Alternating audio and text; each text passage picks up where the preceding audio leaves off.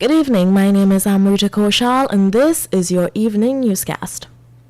A judge in Peru on Friday barred 4 executives from Spanish oil company Repsol from leaving the country amid the devastating oil spill, which saw more than 6,000 barrels of crude contaminating the shores of Peru. Kaieteur News had reported that the oil spill occurred on January 15, 2022 at one of the La Pampilla refineries off the coast of Ventanilla in the region of Lima, Peru.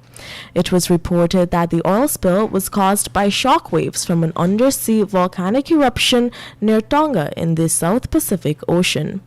At the time of the eruption, Suezmax tanker Mare Doricum was unloading a shipment of Brazilian crude oil at one of the La Pampilla's refineries offshore mooring buoys, and as such a quantity of the cargo was released.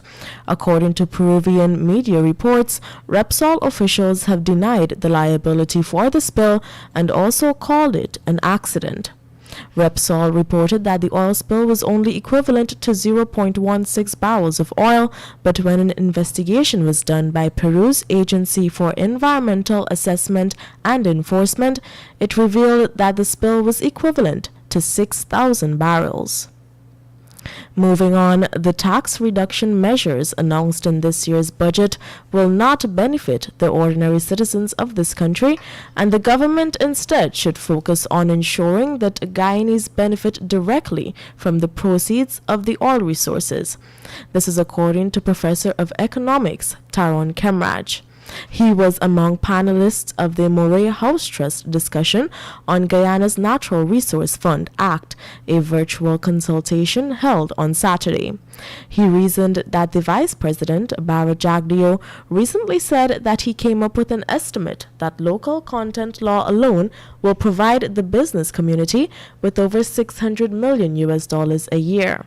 But even with local content and the wonderful tax breaks, Kemraj said he does not see the rationale. And we now tell you that the government has announced that it will be building 2 additional magistrate courts at Friendship and Timeri on the east bank of Demerara this year. During his budget presentation last Wednesday, Minister within the Office of the President with responsibility for finance, Dr. Ashni Singh, said that the government has recognized that the stability and strength of the justice sector are paramount to public trust and to investor confidence. He said this year the government has allocated $4.7 billion to build on the important work and advancement of the justice sector in Guyana. This year, he added $1.3 billion will be expended to support the judiciary in improving access to justice, especially in previously underserved areas. Moving on, Public Relations Officer Chulana Providence of the Guyana Public Hospital Corporation disclosed yesterday that one of its doctors have been terminated after he was found guilty of sexual harassment. The doctor in question worked with the cardiology department and was on December 31st last year sent on leave to facilitate an investigation into a sexual harassment allegation made against him by a female staff member who had related to her superiors that he would sexually harass her via multiple phone calls. Meanwhile, this publication was reliably informed that the said doctor is also being investigated for suspected arson, resulting in the destruction of the hospital's echocardiography room on New Year's Day, one day after he was sent on leave. The fire, which occurred on 5:42 on New Year's Day, destroyed some $30 million worth in equipment and has since proved to be a major setback for the GPHC's operations. And we now tell you that revealed during the 2021 fourth quarter earnings call of Hess Corporation last Wednesday, ExxonMobil's subsidiary Esso Exploration and Production Guyana Limited will be drilling deeper into several areas in the Stabroek block to hopefully tap more of the multi-billion barrel potential of the block.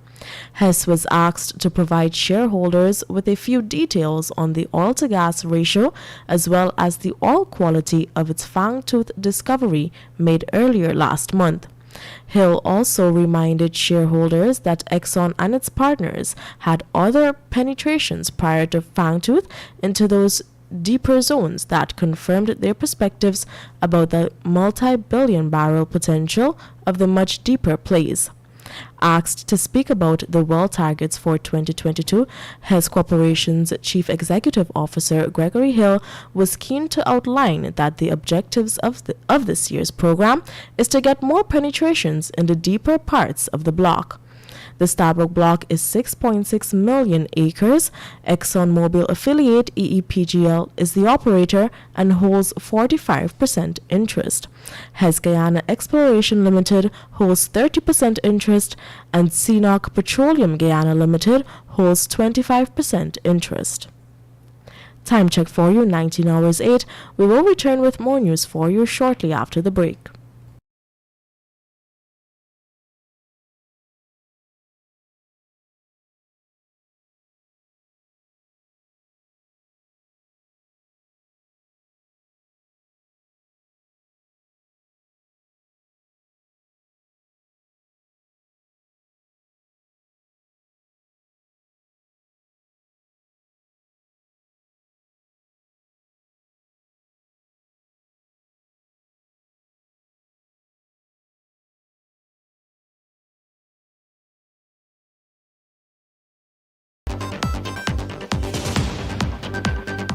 And now back with more news in detail.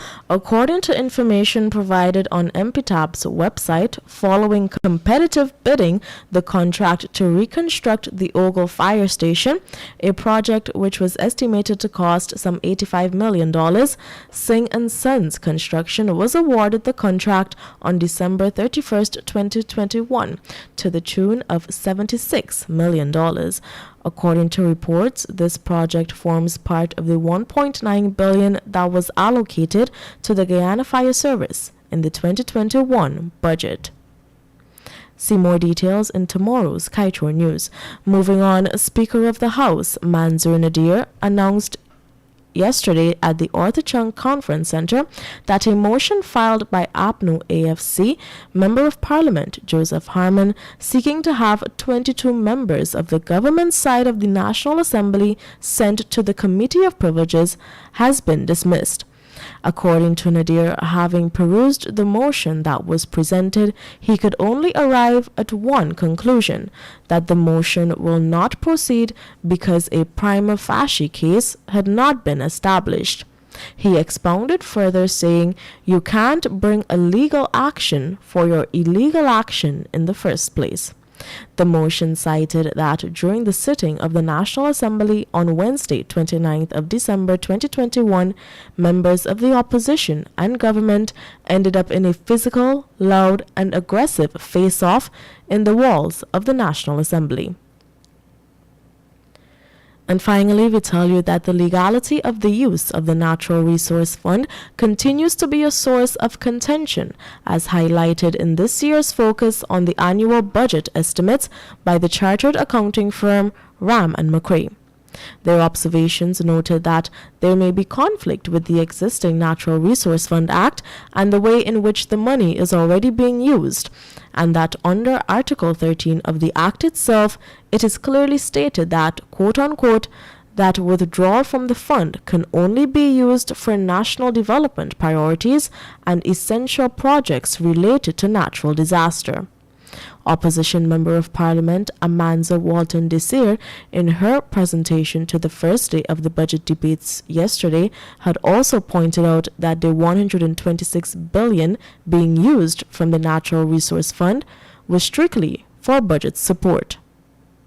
Time check for you, 19 hours 11. My name is Amrita Koshal, and this was your evening newscast right here on Kaieteur Radio.